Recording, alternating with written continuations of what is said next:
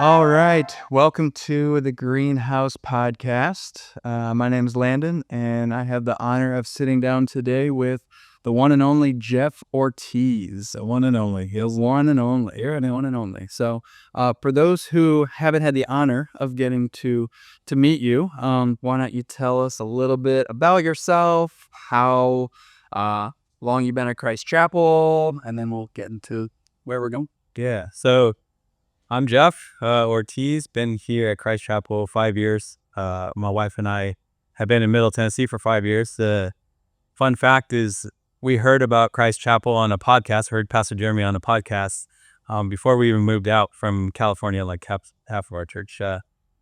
We moved out here. And so like one of the things I had prayed for before we moved was like, hey, God, lead us to a church, because I don't want to move clear across the country and not have a place, not have a home, So we came out in the middle of July. So July will be 5 years. And then that week, so we came out on Tuesday, that Sunday, we started attending Christ Chapel at the town center. So it's been awesome. It's been great to be able to connect with people here and serve here and be a part of the family. We followed my brother and sister-in-law out here to Tennessee. It's God put on our heart. We knew we were going to stay in California after my youngest graduated high school. So we moved out here, been here ever since. By trade, I'm a licensed marriage and family therapist, relationship coach now here in Middle Tennessee. What led me into that was I went through a divorce around the age of 30. It was a pivotal point in my life, and I was just, I guess the best way to put it, I was tired. So I surrendered everything to God. I said, God, look, I'm done trying to do it my way. I'm just done. I'm tired. I'm carrying a lot. I knew I was carrying a lot. And so that led me down into the path of the helping field. I had to do a lot of healing myself. So, what we're going to talk about kind of lends to the two different types of fathers that I was, actually three. So it was before the divorce, after the divorce, and then blended family, because now I have 4 adult children, ages 34, 31. The girls, those are my bonus daughters. And then my boys are 28 and 24. So been through a lot, seen a lot, done a lot. And so hopefully through my profession and my knowledge and just my life experience, hopefully this helps other men understand, hey, one, you're not alone, because I see you. And then 2, that there's hope. Life's a lot easier on this side of raising kids than it was being a young dad. So, hopefully that helps our listeners. Absolutely. Yeah. No, glad you're here. And as you heard, we're going to be talking a little bit about fatherhood and family, and it's going to be really good. But you shared a little bit, but tell us about just kind of your family history and a little bit of Jeff. Yeah. So I'm the oldest of 3, being the only son, so the only brother. I got 2 younger sisters that I love and adore. Back when I was younger, they said they would probably say I was more of a terror than somebody who adores them, but they know I love them and they know I care about them. My parents were married for close to 40 years. I think it was almost 40 years, but my mom passed away before their 40th. And so, that was us. Like I grew up going to the church. It was challenging because we grew up in the church and we had a lot of home stuff that went on. So I'll just leave it at that. It was a rough go for me. I was the overweight kid, so I ate my emotions. I ate my feelings. I had a lot of pent up anger and frustration. Really, what I was is I was a hurt kid. I was a sad kid. I was a disappointed kid. I was a kid that saw a lot of difficult things and experienced a lot of difficult things. And so like I grew up being defensive and trying to figure out what would people accept? What would people love? What would people respect? And so it was one of those things where I created a facade, a false self, false image of myself so people would like me. And so I never really knew who I was till I went to the divorce and, went through my healing journey. But it was one of those things where my family of origin, what I grew up in and how I experienced life played a role in how I showed up as a young dad, as a young man, and in the relationships that I was in. So a lot of our family of origin, I will say to our listeners, a lot of what you've been through plays a part in how you are today. And so sometimes you think, oh, yeah, that was so long ago, or like, I don't think about that. You don't need to think about it because you're living it out. And so it's one of those things, once you start to realize, oh, why do I think this way? Why do I do things this way? Like, why do we celebrate this way? You think that's just the way you do it. That's the way you were taught to do it. And so one way or the other, you've been influenced by your family of origin. Some of us in a healthy way, some of us in a not healthy way. And so it's trying to navigate and figure out, one, this is where being a man of faith now is like, okay, God, how do you want me to walk? What do you want me to walk into? What are the things that you want me to do in my life? How do you want me to lead my kids? How do you want me to lead my family? What does that look like? And if we don't pay attention to where we came from and we don't recognize the things we're carrying, especially the hurt parts of ourselves, we will reenact those, or, we'll project those, or sometimes we just hide from them and our family doesn't get what they need. So it's the way I present it is you project in or you project out. So you're either hiding or you're projecting out against. And so it's really understanding when those behaviors come up, that you're like, when you're regulated, you feel ashamed of, and you're like, oh man, I let my family down again. They usually probably historical in context, meaning they came and originated from somewhere. That argument with your wife, it's really not that big of an issue, but when it has the power of the past, it really blows up into something big. Your kids not listening to you, the fact that you interpret them as they're not respecting me, it really gets big when you have the power of the past playing a role in it. So, yeah. Man, here we go. There's a lot. I know that. Sorry. Yeah, so we kind of rolled into it, but yeah, we're in it now. It's all connected. Yeah, and absolutely. we gotta trace it all back and do the work. And yeah, but yeah, I'm excited for this conversation because me being a young dad, with kids, by the time this comes out, they'll probably be 4 and 6. So they're 3 and 5 right now, and then you having adult children. It'll be this is kind of fun to kind of ask some questions like 20 years behind you. Absolutely. Yeah. And some wisdom that you can share from the battle scars. And I'll do my best. I'll tell you what you don't want to do. I can tell you that. However we get there, For sure. it'll be great. But kind of first question is, as a young father, what should I be focusing on now that I'll be thankful for in 20 years that I chose to make that decision in this moment? Yeah, I think that's a great question. And the greatest part of that question is thinking 20 years from now. So how do you want to interact with your kids? I grew up in a time where, I could say this is probably across the board, where parents just assumed that we would always be part of each other's lives, right? And cultures change. People are growing, and people are understanding more now than ever that, certain things are not healthy. And especially within the relationships, like mental health is getting bigger and bigger, and we're talking a lot more about relationships than we ever have.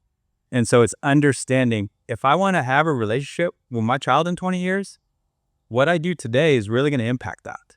And so if you just think about the things I say and do today will have an impact 20 years down the road, that should help lend to, maybe I should be more connected to my kids. Maybe I should be more patient with my kids. A lot of the things that I teach people is like around their fruit of the Spirit, right? Love, joy, peace, patience, kindness, goodness, gentleness, faithfulness, and self-control. Self-control being one of the big ones that I really struggled with because I had such a temper. But really what I had an issue with was feeling my feelings. I would not validate what was really truly going on underneath. So if I was hurt, I wouldn't allow myself to be hurt. If I was disappointed, I wouldn't allow myself to be disappointed. I lived from a place of guilt and shame, and the lens I saw life through was just that, through guilt and shame. And so I always felt like I wasn't good enough, or I had to earn and I had to do all these things. So we know presently, so as a young dad, if you have love, you have joy, you have peace, you have patience, you have the fruit of the spirit, you're going to be fine. Like, you're going to make mistakes, absolutely, but you're going to be good. And the more connected we are to God, so I would say as a young dad, stay close to God, because you don't have all the answers. He does. Like, he has them all, and you can ask him, like, hey, God, how should I do this? God, how should I do that? He's going to tell you. You're going to feel it, either conviction, right? You're going to feel it in your spirit, in your soul. And so staying connected to God is a huge part of it. And I see so many young dads here in Middle Tennessee, you being one of them, just like you radiate love. You can tell like you're authentic and genuine, and the relationships that you have are genuine. And so like when I see you with your girls, or other young dads with their kids, it's like, it's very encouraging, because you can tell that they're connected to God, and they're patient about how they're going about life. There's a lot of dads here in Middle Tennessee that I see that. Now there are some that I see that aren't so much, but you know what?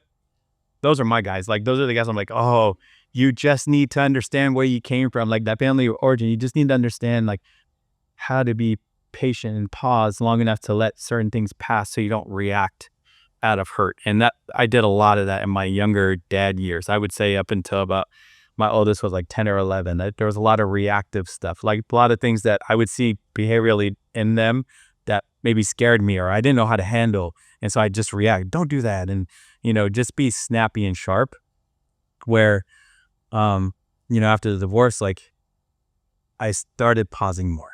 I started slowing some things down. So if you're a young dad that just, align with the way I just explained myself, and sharp, learn to pause more. Learn to let that anger that snaps up quick, just try to let it pass, and regulate, so you can make that connection with your kid. Because the last thing I really believe, I don't think there's any man out there that wants their kids to be afraid of them. Um, if we're going to fear anything, let's fear the Lord. Like, let's all fear the Lord, because then as dads, we will be softer, and we'll be kinder to our kids, and we'll be more engaging.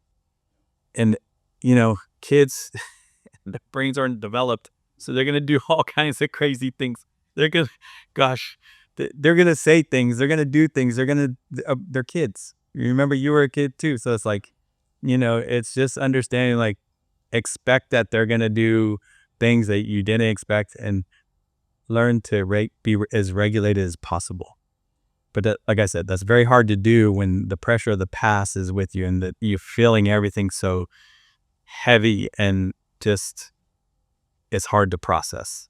So that, big answer for a really good question. But I say for the younger dads, being able to be patient and pause and be present. Yeah. Patient, pause, and present. Like, those three things together, they will just really help you be a stronger dad. Yeah. Which, I mean, in today's day and age, as being patient and pausing seems like a thing of the past. It's easier said than done, but it's a great challenge. Well, especially to your point, is that, like, because everything's so quick these days, like, everything's fast and sped up. So that, I guess, is contradictory to what the space age we're living in, right? So yeah, no, that's a good point. But I think that's where God shows up, when we're letting him, and he does it in those pausing moments where we're like, he knows we're dependent on him, but we have to say that, and it's pausing long enough to be able to do that. Absolutely. And being connected, because there's a lot of things outside of ourselves that will get us disconnected. Phones, TV, sports, there's so many distractions out there.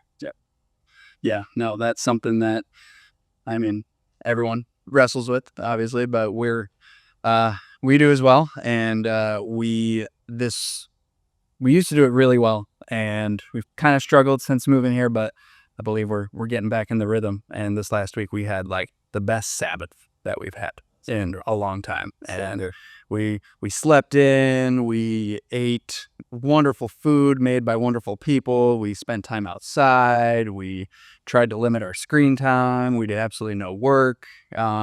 We tried to pause. And in our day and age where, for my job, I'm on my phone a whole bunch, on screens, on computers, doing stuff nonstop. And if the internet delays a half second, I get frustrated and I get angry. And it's like, we just gotta pause. And I pay for high-speed Wi-Fi. That was that day. But yeah, that importance of just pausing and not always feeling the rush is Good for you to actually have a whole day to, observe the Sabbath. Like that by itself is wonderful, because that gives you the opportunity to connect to God, connect to family, all in that same day. So, I mean, yeah, the girls, yeah, you're doing it right, buddy. 'Cause that's significant. If I could go back and rewind, that's probably one of the things I would do. Like, that's something I should do now, right? Like, it's just, you have to be intentional. And I love the fact that you're being intentional. It's a really wonderful thing. Everybody benefits from being intentional. absolutely. Yeah. This stuff. What would you, and it kind of even piggybacking off what we were just talking about, but what would you define success as a father? And like how would you measure that in regards to raising up disciples of Jesus? Like success actively raising kids? Yeah. And even as you're like looking back, like where was I success, and where would maybe I would have given myself up? Well, being a relationship guy, like, I think it's important, like, staying connected to your kids, not living from a place of guilt and shame, not shaming your kids. So praising them, staying connected while also correcting. I think, sometimes we give up the connection for correction, and not being so hard on the kids that they don't want to have a relationship. I think it's important to explain why you're correcting. I think it's important to stay connected in doing that. So I think the measure of success, in my opinion, is how well you're connected to your kids. Not how well they open up to you, not how well they listen or that they get good grades. That's not what I'm talking about. It's more of, do they want to be around you? Would they bring their friends around you? I think that's a good measure. If you really want to measure something, especially in their teenage years, would they bring their friends around you? Do they love and respect you enough to like say, hey, yeah, we can come hang out at my house? Is that invitation even open to them, in their teenage years? I see this a lot, especially with sports and stuff. Like, got travel ball this, travel ball that. And we can get really consumed with living our lives through our kids. I think a good measure of success would be having a healthy balance. So where you're not gone weekends on end to, this state or that state, or, this city or that city, playing ball and doing this. It's not, the kids aren't running the show as far as their commitments and extracurriculars. I think there's a healthy balance. Yeah, maybe it's a season, maybe it's a month, and then, okay, for the next 11 months, we're not doing that. Or you rotate kids. I mean, it's hard to measure success, but I think if there's a healthy balance, and how would we know that? Everybody's connected. Everybody's regulated. Nobody's losing their mind. Nobody's overwhelmed. Nobody's like, oh my God, the finances, and we can't afford this. And where are we going to find the time? I think when those things start happening, listen, because it might be too much. You might be over committing to certain things. Your priorities might be gone. If you're connected to a church family, whether it's our church or another church, like, and you're finding like, oh, we haven't been to church, or we haven't connected with anybody outside or in the church in a little bit. Maybe we're out of balance. Maybe we need to get back to calibrating and recognizing like, hey, no, this is important. Being fathers, I think it's important that we lead and be able to set those healthy boundaries. Like, hey, no, this is becoming too much. right? And the sports dad. I was sports dad. Like, trust me, I was sports dad. And at some point, you just have to realize, like, this is probably too much. I'm like, hey, son, if you don't want to play ball, cool. It's all good. And empowering your kids too, especially when you get to the teenage years. Success would be like, all right, if that's what you want to do. My youngest son stopped playing football after a sophomore year. I thought he was kidding. He wasn't kidding. He liked wrestling more than he liked football. I was like, nah. I remember telling my wife, I said, no, he'll go back to football. He didn't go back to football. He was an all-state wrestler though by his senior year. So it's one of those things. Just because that's what I wanted for him, I had to recognize, like, it's not about me, it's about him. And if he wants to do wrestling, and he did it well, and so it's like, I can't go against that. And he ended up wrestling in college. So it's like, how am I? It was my choice. He played football. He probably would have just played football, or maybe he would have quit after his junior year, and then that he would have missed out on wrestling. So success, staying connected, empowering your family, loving your family, and being relational. I think that's the huge part of it. Because remember, 20 years down the road, your 5-year-old is going to be 25. Are they coming back for Christmas? Are they coming back for Thanksgiving? Are they wanting to be part of your life? Are they wanting to share? If they have kids, do they want to share that life with you? Well, the choices you make now, how you are relationally now, are going to contribute whether they do or don't. And I'm not saying that if you continue to make the same mistakes now, that it can't be reconciled down the road. But I'm going to say it's going to be tough. It's going to be a challenge. But if we do the good, healthy work here, chances are they're going to want to be a part. And it's not like because you're manipulating them. It's because they know they're loved. And when people know they're loved, they want to be around you. If I know anything, I know that. And so, like, the more we feel loved and appreciated by people, the more we're like, I want to be around that person. Whether it's your folks, whether it's your friends. So, yeah. And that just intentionality piece, I feel like you can sniff out when you're being real and when you're not. Yeah, 100%. No, that's good. What are some spiritual practices that prove to be worthwhile in your time with the kids in the house and growing up? Buddy, praying all the time, never ceasing, always pray. Yeah, one of the things that I remember after going through the divorce, one of the things that I remember doing all the time is with my boys driving around, just playing praise music. Like the Wow CD, back when we had CDs in the truck. Put them in there. The Wow CDs, like just all the praise music and the worship music, and it was just on repeat. That's all I really listened to is Christian music, and so I think that influences. Lets the Spirit be part of your life, your daily life, and the daily bread, and just like, hey, you're singing it out, you're living it out, and that's all they're hearing. They're not hearing the news. They're not hearing whatever secular music there is, and like, to each their own. If people would listen to secular music, I'm like, don't come at me. Bye, Jesus. I was just kidding, sort of. But it's all about giving God the glory, right? And so, how we posture, Pastor Jeremy talks about this often. It's like how we posture ourselves, and so are we gonna, follow God in every step of the way? So like that's important, thinking about, okay, where's God in this? So in our prayer, in our intentionality of what we listen to and what we watch and who we hang around. Like, I think that's very important, to hang around like-minded believers that like see life the same way, and that will speak into our lives, and then we can speak into theirs, that we can do life with. I think that's very important, to have that community of people, whether it be family, whether it be friends, having that community of people that are going to encourage you when you need it, right? And that are going to support you and love you when you need it. And I'm going to tell you right now, that doesn't ever go away. Okay. When the kids grow up into young adults and they're doing their own things, like, you're still going to need those friends. Trust me when I say that.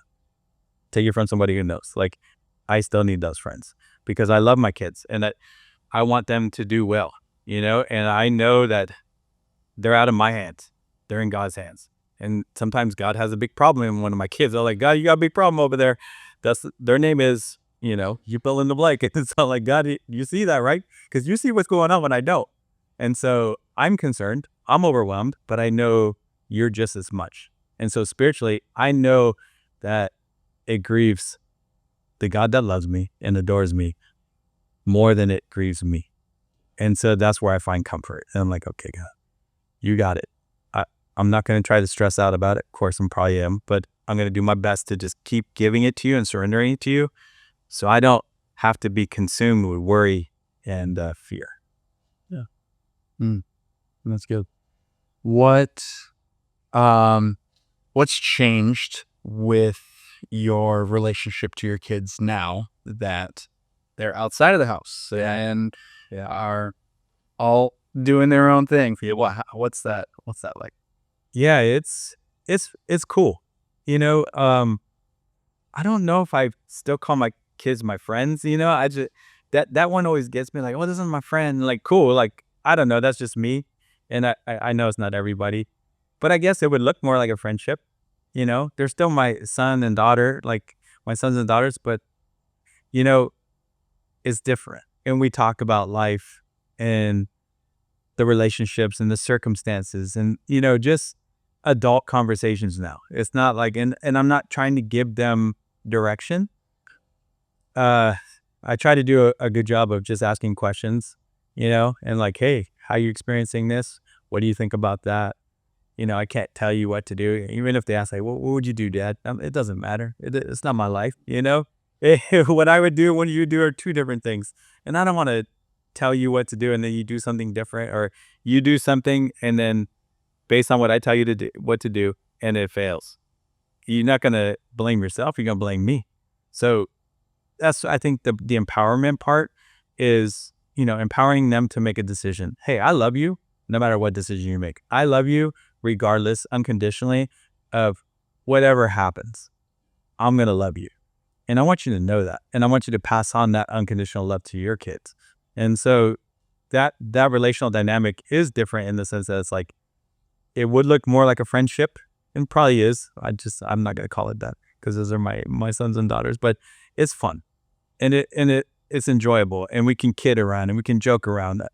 And there's not that pressure of how are they going to turn out.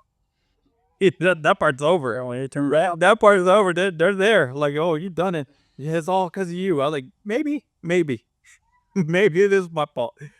But you know what? My work isn't to you to forgive me. You have to do that. That's my job, is for me to forgive my parents if I have any grudges or any resentment. And that's one of the things as being a parent, is recognizing, like, we can't do it perfectly. And one of the things that I always told the kids, being in the helping field and being a counselor, is if you need to see a therapist, just let me know. I'll take you. And if I need to sit and I need to own anything, I have no problem. I'll own it.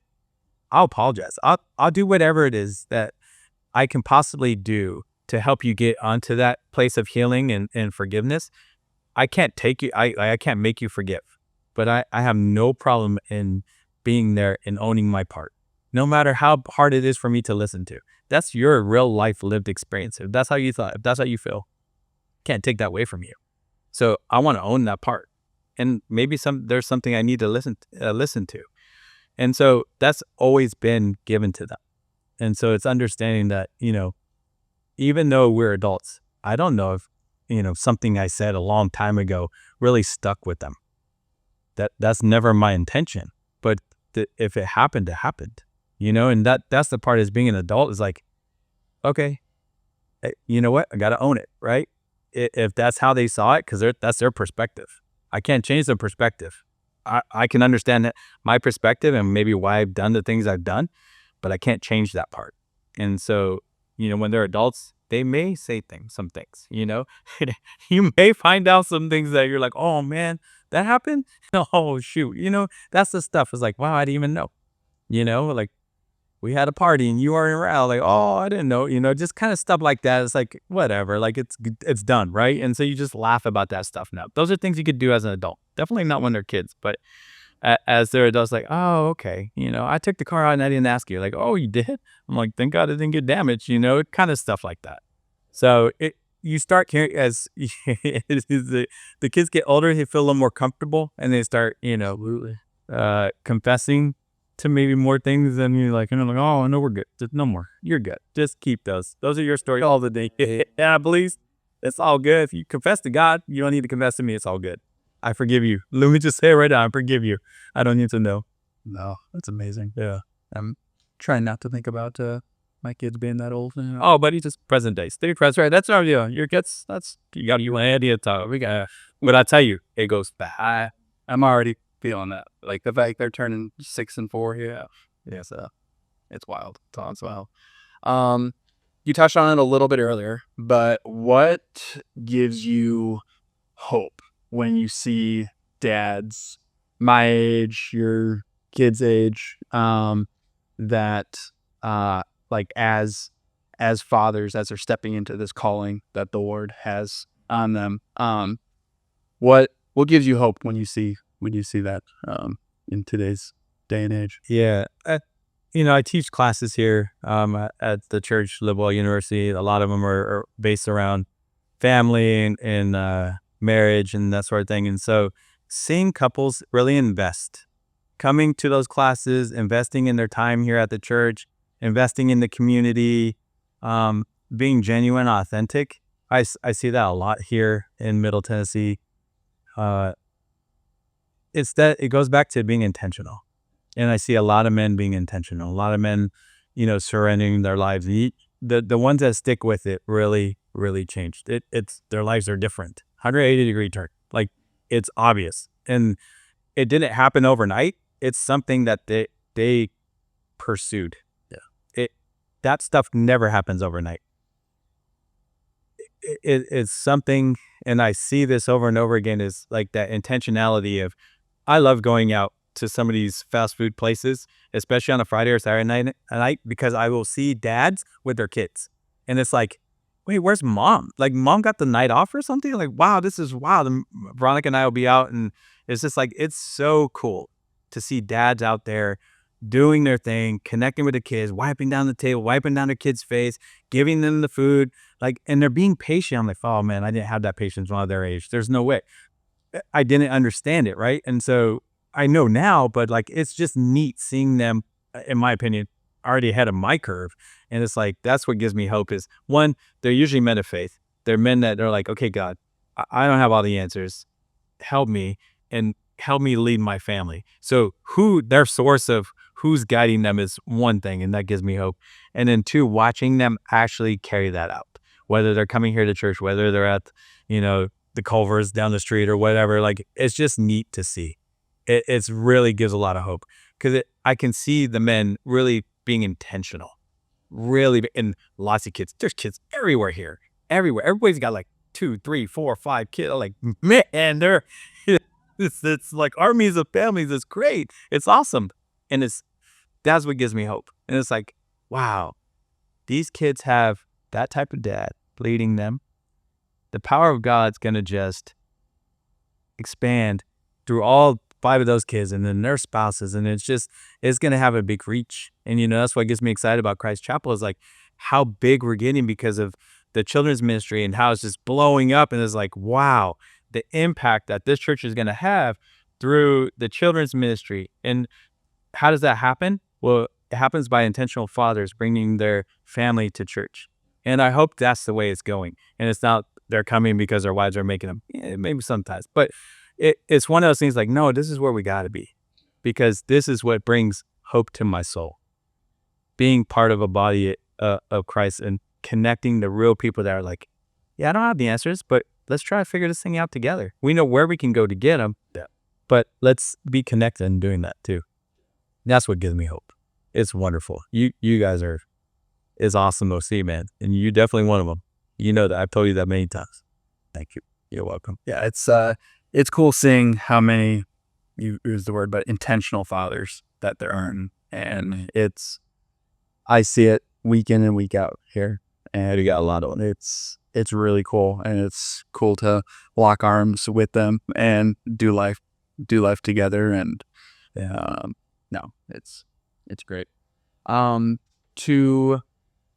To the dad who's maybe not feeling like like they're crushing it and they're behind the 8 ball, they're struggling to connect, they're losing their temper, they're not being patient, all those things. Like what encouragement would you give to that dad who's trying, but it just feels like they can't get it right?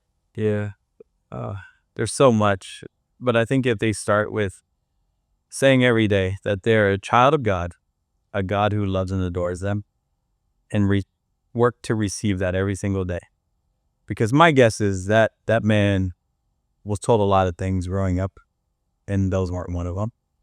Being a child of God and who God loves and adores and really values. And so they have to rewire their brain, right? They have to rewire how they think about themselves and how they think about God. And once you get to that place of being able to receive love, that you're able to give it away. And a person who doesn't have love just doesn't have the ability yet to receive it for some reason. They're guarded. They're just protecting themselves, right? There's some sort of reason why they're unwilling to receive it. And to that guy, I see you. I know there's probably a lot of pain behind that behavior. And I get it. Trust me, I get it. But there's a place where you can heal. One, that's with God.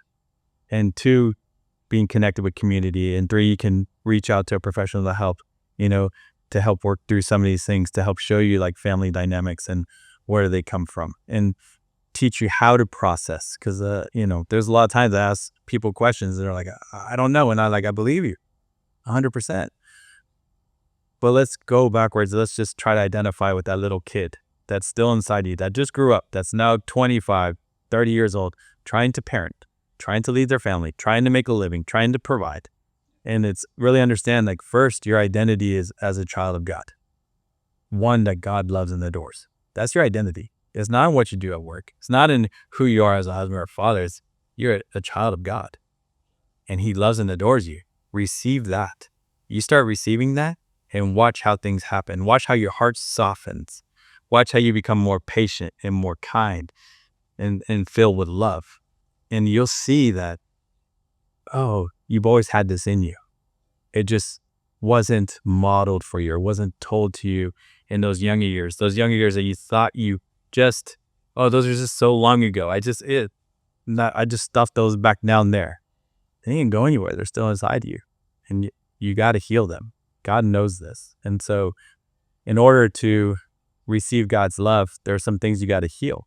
And so like you got to let go of some of these ways of thinking and these ways of being to make room for that love. And then once you start receiving the love, then it's just like, it just starts pouring out of you. And people are like, who's that guy? Where did he come? He used to be this, or he did this, or he ain't, that ain't that guy anymore. That radical transformation, it's a process.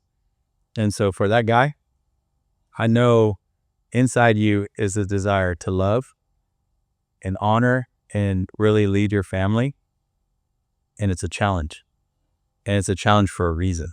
And so once you understand that, then you can really actually do some healing and then really letting God do all the radical transformational stuff. That's just what God does. And He brings certain people into your life, and He'll allow you to maybe recall some things that you've not recalled for a reason. And so just, I guess, the process, right? So if you're hurting and you're not where you need to be, I see you, I hear you. And, you don't always have to be there. There's hope, but you do have to be intentional about getting the help. You do have to be intentional about asking God to heal you. And there are certain things you have to just lay at His feet. That abuse, that trauma, that hurt, that betrayal, whatever that thing is, you have to give it to Him. Because if you're trying to hang on to it, you're just going to live that out behaviorally over and over, and then in your thoughts, and then how you feel and your emotions. And so, yeah.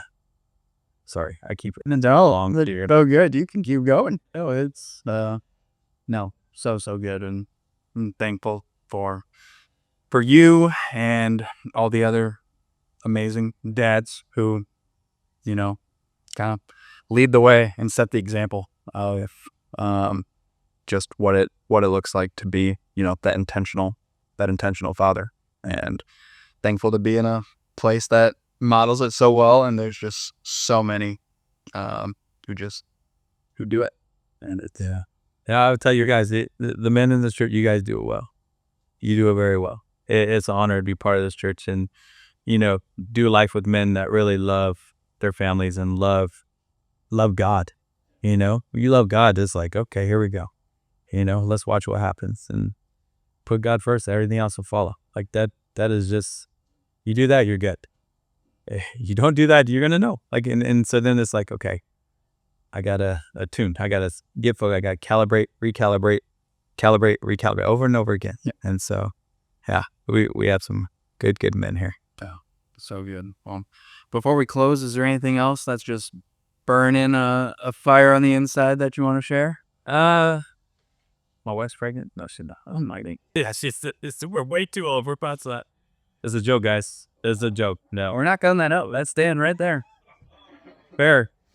Yeah. So whoever listened to the end, you're gonna have jokes. That's what.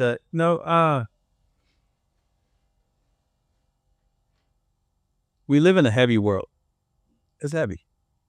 A lot of division. And I help people establish strong connections with, hopefully God, each other, and themselves. And I think keep focused on God. There's distractions everywhere. Okay. In the media, on TV, in sports, it don't matter. It's anything to distract you from God.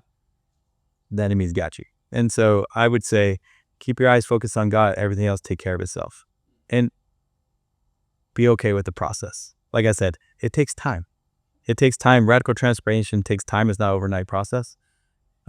Knowing that, what we're up against, and especially with the technology of today and having everything, like we talked about how fast like moves. And so just knowing we have to be intentional to set a Sabbath. That is a wonderful example, by the way. Start there. Like families out there, start with the Sabbath. But, just know we all live life. We all have gone through something. There's not one person out there that hasn't. And so your experience is real. Your experience is lived. So if there's healing that needs to be done, heal it. If there's life to be lived, live it. Don't hide. Just go out there and live it. Be connected.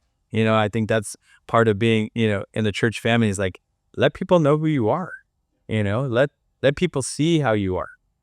Because I like what Pastor Jeremy says is like, our church has something that families need, and your family has something our church needs. And so like, it's a two-way street, and that's what relationships are. It's a two-way street. So do your part to live, that part of the two-way street and really make a big impact, a loving impact, one that God, like, he's like, yes, I'm well pleased. So do that. So good. Yeah. So good. Yeah. Well, thank you, Jeff, for being here, taking the time, and excited for everyone to hear this. And thank you for tuning in. We'll be back next week with another episode. But thanks again.